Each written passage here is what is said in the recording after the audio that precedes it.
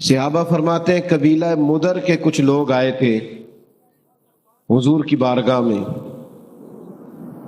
تو ان کے چہرے اترے ہوئے تھے، غربت چھلک رہی تھی، حالات ان کے پراگندہ تھے۔ تو فرمایا ان بیچاروں کی غریبی دیکھ کر، مظلومیت دیکھ کر، غربت اور بھوک دیکھ کر حضور پریشان ہو گئے۔ یہ بنیادی مسئلہ ہے کہ وہ درد تقریروں میں نہ رہے، وہ دل میں محسوس ہو۔ سرکار پریشان ہو گئے اور نبی پاک علیہ السلام نے سیدنا بلال حبشی رضی اللہ تعالیٰ عنہ سے فرمایا آذان پڑھیں۔ حضرت بلال نے نماز کے لیے آذان پڑھی، حضور نے جماعت کرائی اور پھر صحابہ کی توجہ دلائی کہ اپنے بھائیوں کی مدد کرو۔ یہ بات کو سمجھے، اگر کوئی شخص صاحب حیثیت ہو تو اس کی توجہ دلائی جائے کہ یہاں غریب بستے ہیں، تنگ دست لوگ ہیں، مجبور ہیں، مقروض ہیں، توجہ دلائی۔ اللہ کے حبیب نے فرمایا ان کی مدد کرو۔ فرمایا جب وہ آئے تو ان کے چہرے اترے ہوئے تھے، حالات پراگندہ تھے، لیکن جب حضور نے اعلان کیا ان کے لیے تو کوئی ان کے لیے کھانا لا رہا ہے، کوئی سرکہ لا رہا ہے، کوئی کھجوریں لا رہا ہے، یہ بخاری مسلم دونوں میں موجود ہے، کوئی کمبل لا رہا ہے۔ صحابہ فرماتے ہیں جب ان غریبوں کے چہرے کھانا کھا کر تحفے وصول کر کے ان کے چہرے کھلنے لگے نا، تو ہم نے نبی کریم کو بھی مسکراتے ہوئے دیکھا۔ کسی کو دکھی دیکھ کر دکھی ہونا یہ حضور کا طریقہ ہے، اور کسی کو خوش دیکھ کر خوش ہونا یہ حضور کا طریقہ ہے۔ لیکن ہمارا ماحول بڑا عجیب ہو گیا ہے۔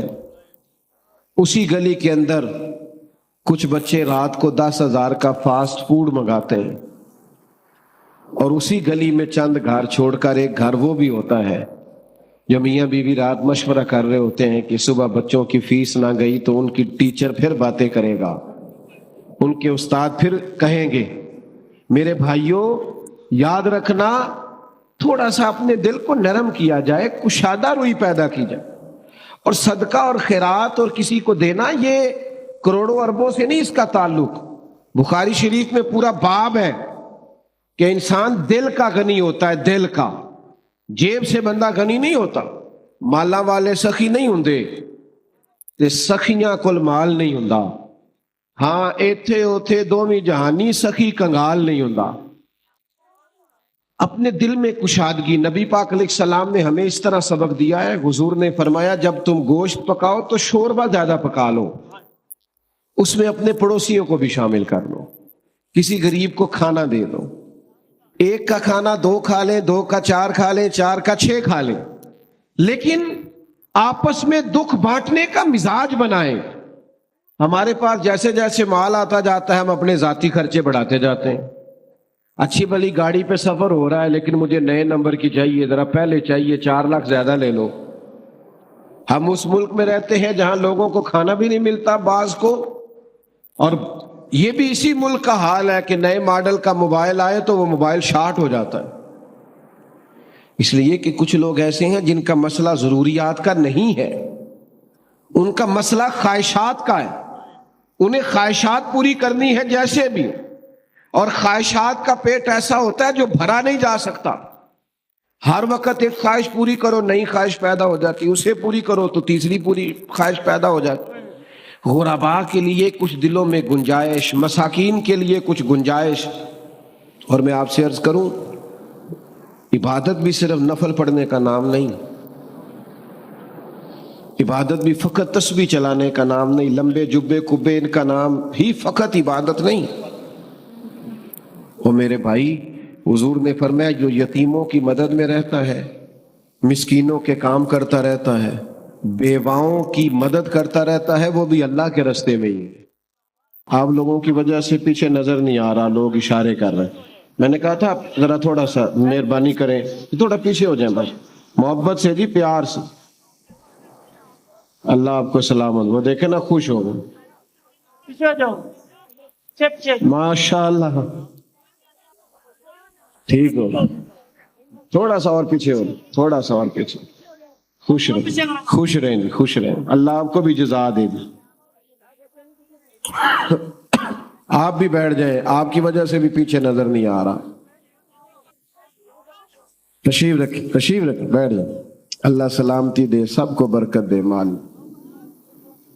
میرے بھائیوں اب آپ خاموش ہو جائیں جی, خاموشی سے بات سنیں. کوئی دوست بات نہ کرے جی. آداب بیٹا بولے نہیں آپ, آداب محفل کے خلاف ہے باتیں کرنا. دوستو چند ایک باتیں میں نے عرض کرنی ہے. اللہ تعالیٰ نے ہمارے نبی پاک علیہ السلام کو جو شانیں عطا فرمائی ہیں, ان میں سے محبوب کی ایک شان یہ ہے کہ عزیز علیہ ما عنتم. فرمایا تمہارا مشکل میں پڑنا میرے نبی کریم پر گراں گزرتا ہے.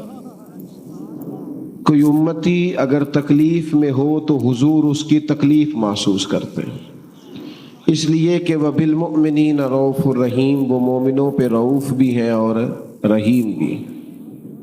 نبی کریم صلی اللہ تعالی علیہ وسلم نے انسانیت کا درد محسوس کیا ہے, اور کریم محبوب علیہ السلام کسی کی تکلیف کو دیکھ کر پریشان ہو جاتے ہیں. میرا خیال ہے میری تقریر زیادہ وہ لوگ سننے آئے ہیں جو موبائل نہیں چلا رہے. جو موبائل چلا رہے ہیں وہ تو گھر میں بھی موبائل ہی چلاتے ہیں. بھائی آپ بات سنیں توجہ سے, اللہ آپ کو سلامت رکھے.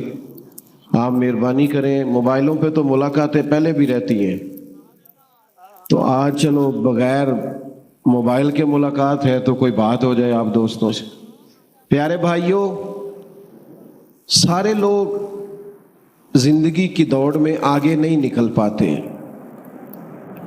سارے کامیاب نہیں ہو پاتے, نکمے نہیں ہوتے, بعض لوگ کام چور بھی نہیں ہوتے. لیکن اللہ کی حکمت کا تقاضا ہوتا ہے کہ بعض لوگ ایسے ہوتے ہیں جو زندگی کی دوڑ میں پیچھے رہ جاتے ہیں. غربت آ جاتی ہے, تکلیف آ جاتی ہے, آزمائش اور بیماری آ جاتی ہے.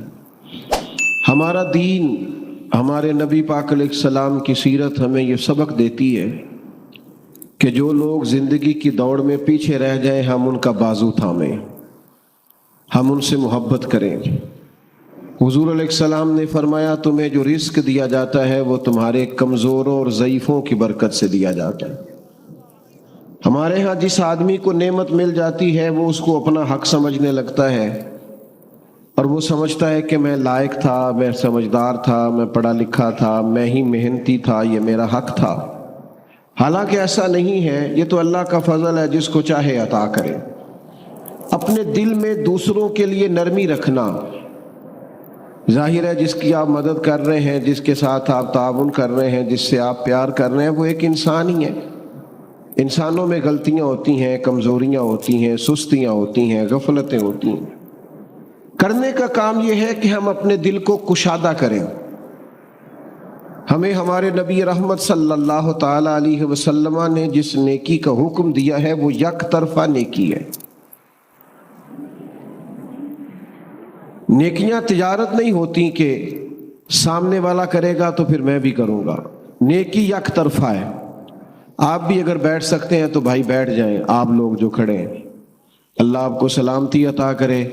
اگر تشریف رکھیں گے تو اچھا رہے گا, بیٹھ جائیں جی, اللہ برکت عطا فرمائے. تو نبی پاک صلی اللہ تعالی علیہ وسلم نے ہمیں یک طرفہ نیکی کا کہا. معنی کیا ہے؟ کوئی کرے نہ کرے ہم نے نیکی کرنی ہے, کوئی شکریہ ادا کرے نہ کرے ہم نے نیکی کرنی ہے, کوئی اس کا احسان مانے نہ مانے ہم نے نیکی, کیونکہ بندے دیکھ کر نیکی نہیں کرنی, اللہ کی رضا دیکھ کر نیکی کرنی. آپ دیکھیے نبی پاک علیہ السلام کا مقدس طریقہ کیا ہے. قبیلہ بنو آراش کا ایک شخص مکہ مکرمہ اپنے کچھ اونٹ بیچنے کے لیے لایا تھا. چھوٹا سا تاجر تھا, دیہاتوں سے وہ جانور خرید کے شہروں میں بیچا کرتا تھا. تو وہ چند اونٹ بیچنے کے لیے مکے میں لایا تو اس بیچارے کے نصیب کے اونٹ اس سے ابو جہل نے خرید لیے. اب یہ دور وہ دور تھا جس دور میں وہ نبی پاک علیہ السلام کی بڑی شدید مخالفت کر رہے تھے, حالات بڑے سخت تھے. ابو جہل نے وہ اونٹ خرید لی. اب وہ شخص کہتا ہے میرے پیسے دو, کہتا صبح لے لینا, صبح جاتا ہے کہتا شام آنا, شام جاتا ہے کہتا صبح آنا. غریب آدمی تھا, کل سرمایہ ہی جب اجڑ جائے تو بندہ کدھر جائے, بڑا تڑپا. لوگوں سے کہنے لگا یہاں سردار لوگ کہاں بیٹھتے ہیں, آج بھی کسی کو کسی چودھری سے سردار سے کام پڑ جائے تو وہ فون ہی نہیں اٹھاتا، وہ کہتا ہے میں مصروف تھا، میں بیزی تھا۔ اور آپ کے حالات خراب ہونے ابھی پوری طرح شروع بھی نہیں ہوتے کہ آپ کے نمبر بلاک ہونے شروع بھی ہو جاتے ہیں۔ حالات ابھی پوری ساری عمر ہی آٹا گد ہے تے لکھاں کیتے نہیں پیڑے، اب وقت آیا ہی تے محمد بخشا کوئی نہیں ہو بیٹھا نیڑے، چھوڑ جاتے ہیں لوگ، توجہ ہی نہیں کرتے۔ تو وہ شخص کہتا ہے کوئی شخص میری داد رسی کو تیار نہ تھا، توجہ رکھے جی، کوئی تیار ہی نہ تھا۔ میں نے پوچھا چودھری کہاں ہے؟ تو کہا یہ جو عصر کے بعد ٹولیاں بنا کے بیٹھے ہیں نا حرم مکہ میں، یہ سردار لوگ ہیں۔ تو وہ شخص کہتا ہے میں ان لوگوں کے پاس آیا، میں نے ان سے کہا یار میں غریب آدمی ہوں، میری مدد کرو۔ کس نے پیسے دبائے ہیں؟ جب میں نے ابو جہل کا نام لیا تو انہیں تو سانپ سونگ گیا، بہت بڑا بدماش تھا، کون اس سے بات کرے؟ یہ ظالم پتہ ہے مضبوط کیسے ہوتے ہیں کہ جب وہ کسی اور پر ظلم کر رہے ہوتے ہیں تو ہم مظلوم کا ساتھ نہیں دیتے، پھر ظالم طاقتور ہو جاتا ہے۔ ہم اپنے بچے سے کہتے ہیں اندر سے کنڈی لگا لے، یہ ہماری آگ نہیں، حالانکہ پڑوسیوں کی آگ اس لیے بھی بجھا دینی چاہیے کہ اگر ان کی نہ بجھائی تو کہیں ہمارے گھر بھی نہ آ جائے۔ توجہ نہیں کرتے، ظالم مضبوط ہو جاتے ہیں۔ تو کہا ابو جہل نے تیرے پیسے دبائے، اب تو سب کو سانپ سونگ گیا۔ اللہ کے حبیب علیہ السلام حرم مکہ کے قریب عبادت میں مشغول تھے، تو اس نے کہا، ایک شخص نے اشارہ کیا حضور کی جانب، کہا وہ جو بیٹھے ہیں نا محبوب، وہ تیرا مسئلہ حل کرا دیں گے۔ اس نے اشارہ کیا اور باقی ہنسے، معاذ اللہ، مذاق بنانے لگے، نقل کفر کفر نہ باشد۔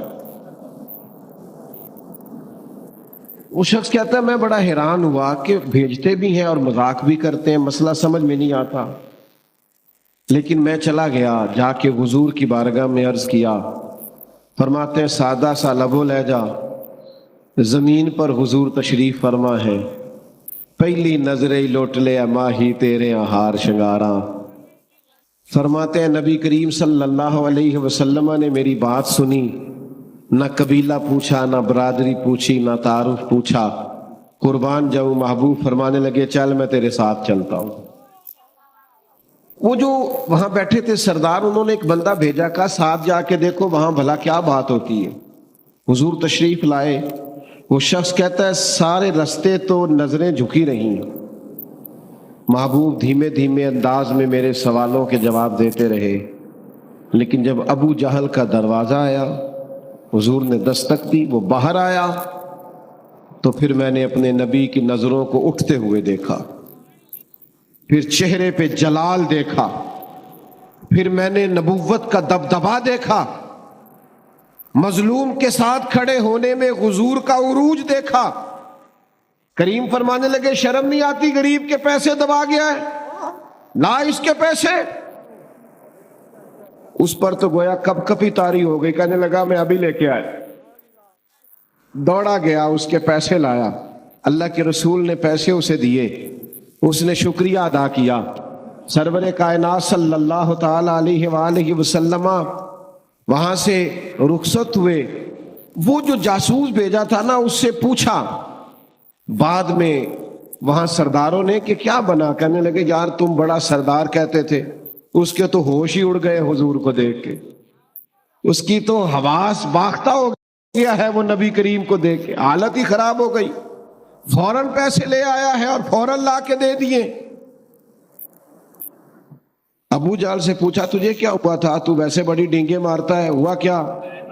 تو کہنے لگا ہونا کیا تھا، پتہ نہیں محبوب کے ساتھ کون سی طاقتیں تھیں، جب وہ آئے ہیں تو مجھ پر روب طاری ہو، اور میں نے فوراً پیسے ادا کرنے میں عافیت سمجھی۔ بھائیو، کسی مظلوم کی مدد کرنی ہے، کسی غریب کے ساتھ کھڑا ہونا ہے، قبیلے میں، برادری میں، خاندان میں اگر ہمیں پتہ چل گیا ہے کہ فلاں کی زیادتی ہے اور فلاں مظلوم ہے، میری طرف دیکھیں جی، اب آپ مہربانی کریں، اب چھوڑیں ساری چیزوں کو، جو چل رہا ہے وہ چلے گا، آپ توجہ کریں، چند ایک باتیں آپ سے ہو جائیں۔ ہمیں ہمیشہ مظلوموں کی داد رسی کرنی ہے، یہ ہمارے نبی کا درس ہے۔ ہمیں پتہ ہوتا ہے خاندان کے اندر مظلوم کون ہے، زیادتی کون کر رہا ہے، پر ہم یہ دیکھتے ہیں پیسے کدھر زیادہ ہیں۔ ہمیشہ بھاری اور وزنی پارٹی وہ ہوتی ہے جہاں پیسے زیادہ ہوتے ہیں، انصاف کے لیے کھڑے نہیں ہوتے۔ ایک حدیث پاک سنانے لگا ہوں، اسے یاد رکھیے گا۔ اللہ کے حبیب علیہ السلام نے فرمایا قیامت والے دن رب کریم فرمائے گا فلاں جگہ حق بات کہنے کی ضرورت تھی، تم نے کیوں نہیں کہی؟ اللہ فرمائے گا وہاں ضرورت تھی کہ تم حق بولتے، کیوں نہیں بولا؟ تو بندہ عرض کرے گا مالک میں لوگوں سے ڈر گیا تھا۔ تو حضور فرماتے ہیں رب کریم فرمائے گا میرا زیادہ حق نہیں تھا تو مجھ سے ڈرتا، تجھے مجھ سے ڈرنا چاہیے تھا، تو لوگوں سے ڈر گیا۔ تو ایک تو جی توجہ فرمائیے گا، تو ایک تو یہ ہے کہ مظلوم کی داد رسی کی جائے، اور دوسرا یہ ہے کہ ہمیشہ خوش اس وقت ہوا جائے جب کوئی خوش ہو، دوسروں کی خوشی کو محسوس کر کے انسان خوش ہو۔ جب وہ کسی تکلیف زدہ آدمی کو دیکھو تو اسے بھی تکلیف ہو، اور جب وہ دیکھے کہ کوئی خوش ہو گیا ہے تو پھر دل کو خوشی نصیب ہو۔ صحابہ فرماتے ہیں قبیلہ مدر کے کچھ لوگ آئے تھے حضور کی بارگاہ میں،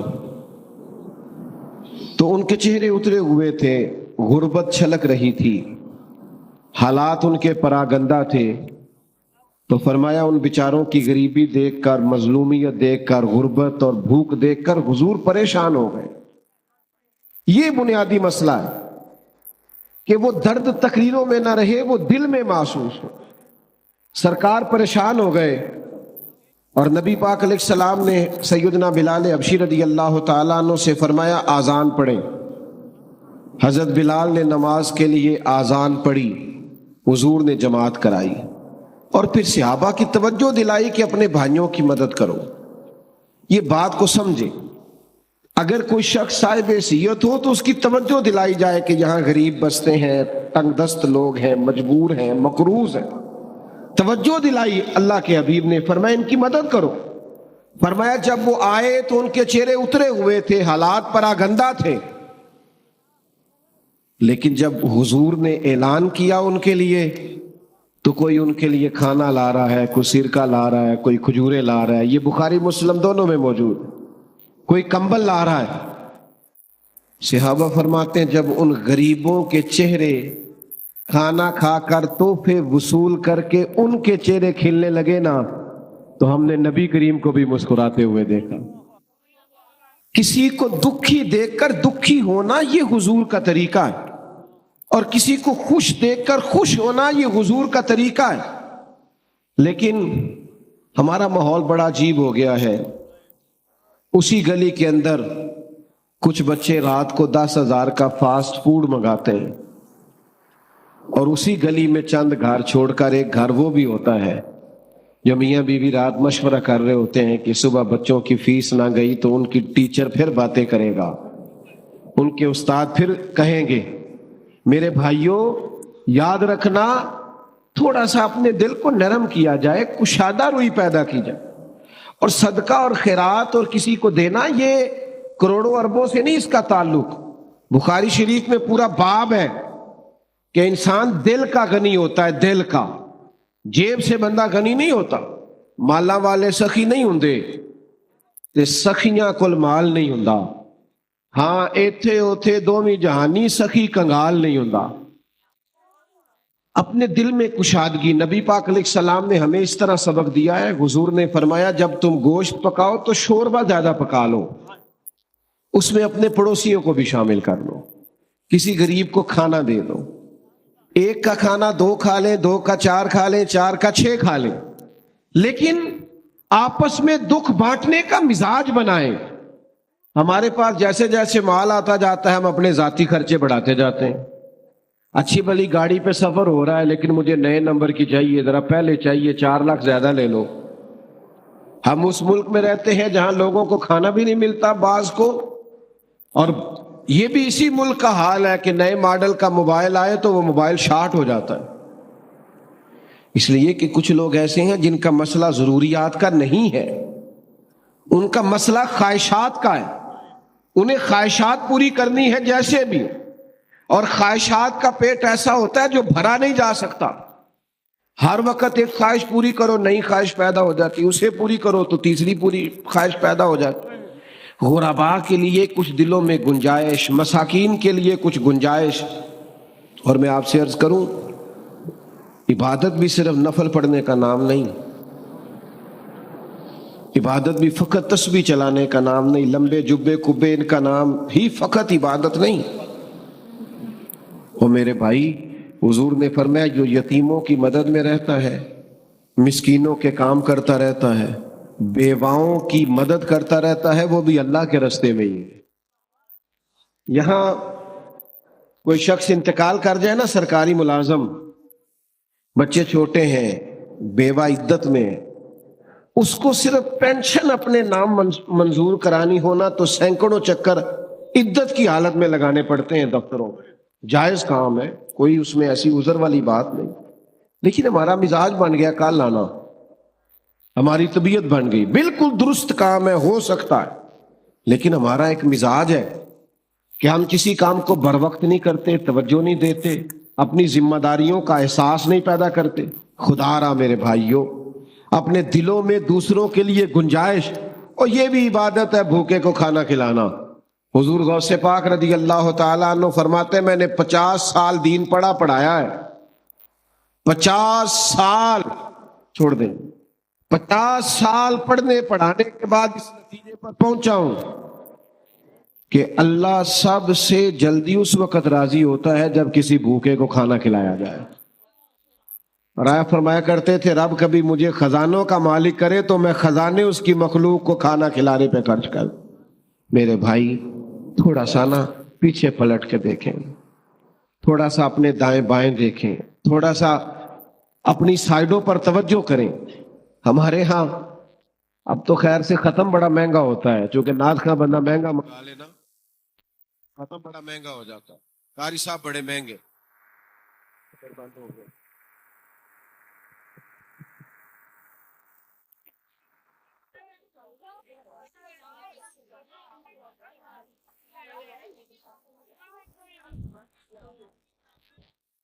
تو میرے عزیز، اپنے خرچوں کو، اخراجات کو تھوڑا کنٹرول کر کے اگر ہماری توجہ اس طرف رہے کہ ہمیں حضور کے صحابی ہیں حضرت عبداللہ ابن عباس، نبی کریم علیہ السلام کے چچا زاد بھی ہیں، مسجد نبوی شریف میں اعتکاف بیٹھے ہوئے تھے حضور کے روضہ انور کے پاس۔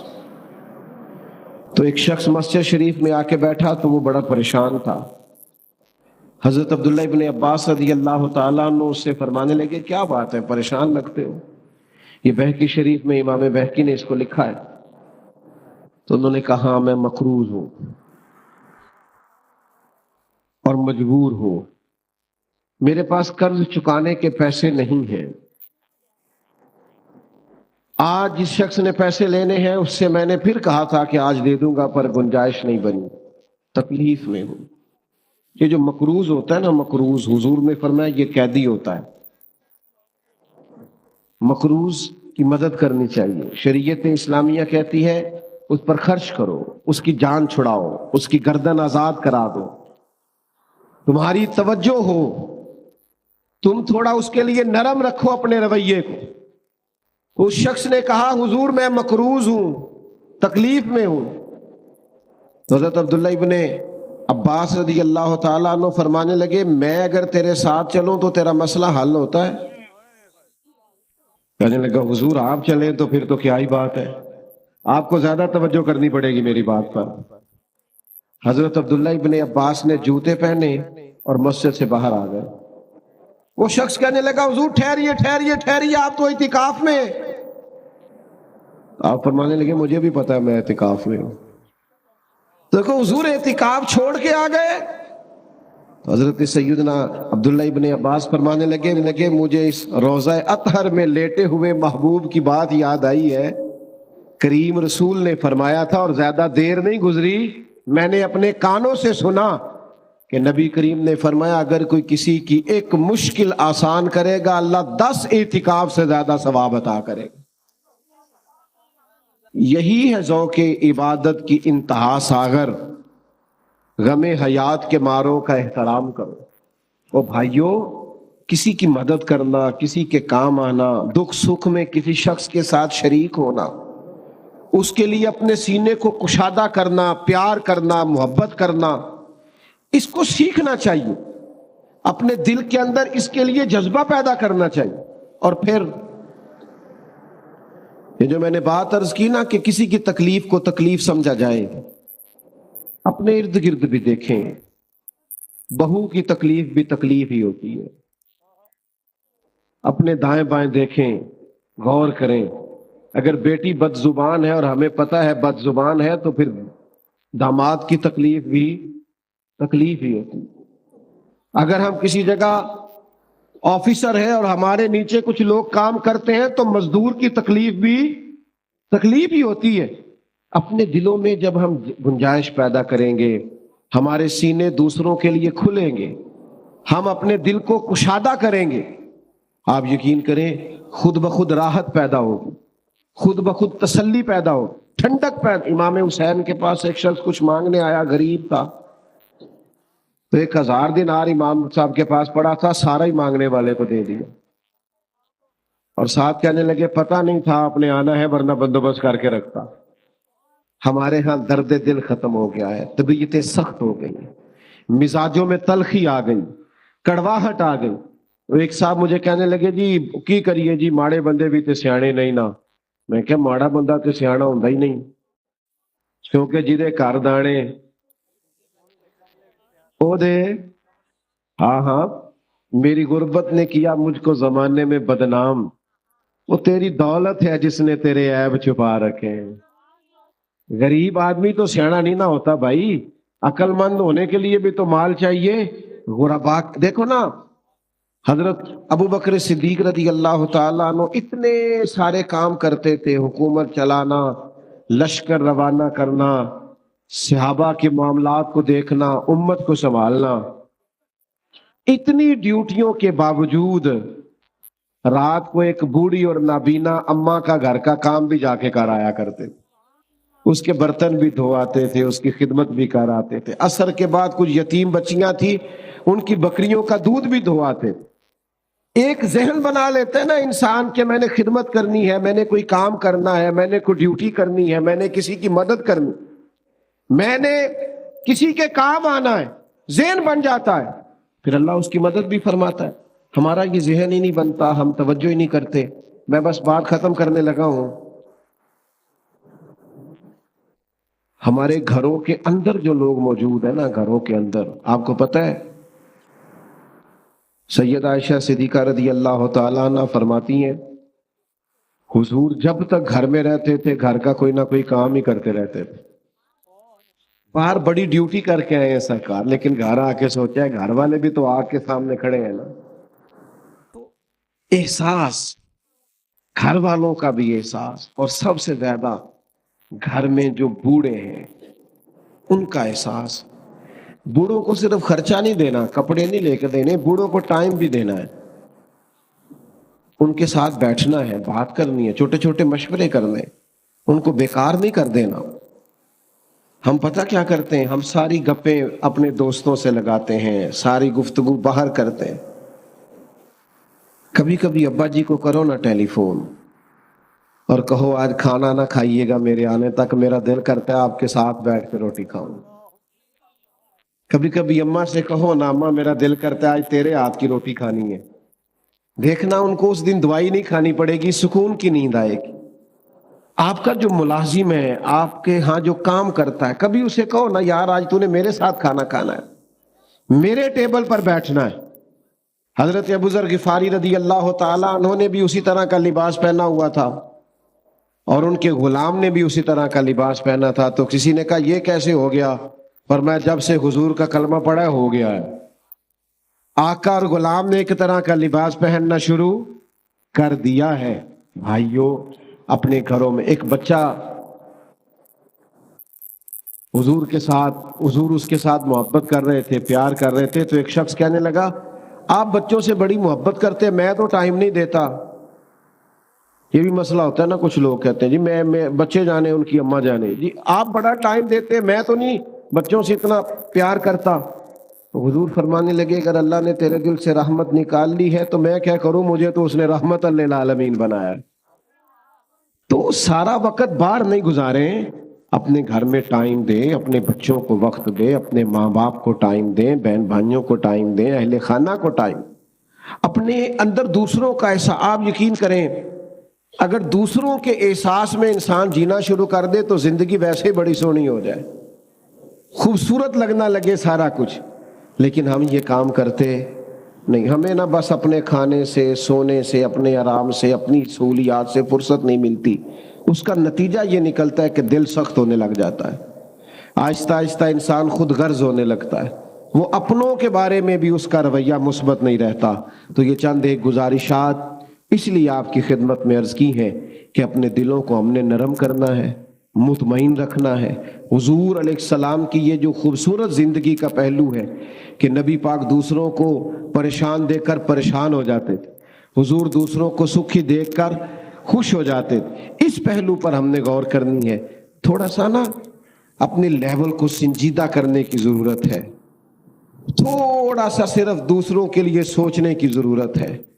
اگر انسان کا، وہ امام غزالی فرمایا کرتے، او تو بانٹنے کا ذوق تو پیدا کر، اللہ بانٹنے کی توفیق بھی عطا کر دے گا۔ تو شوق تو پیدا کرنا، تیرے اندر شوق ہی نہیں تو شوق پیدا کریں۔ اللہ تعالی ہماری حاضری کو قبول فرمائے، اللہ تعالی اس محفل کو اپنی بارگاہ میں مستجاب اور قبول فرمائے۔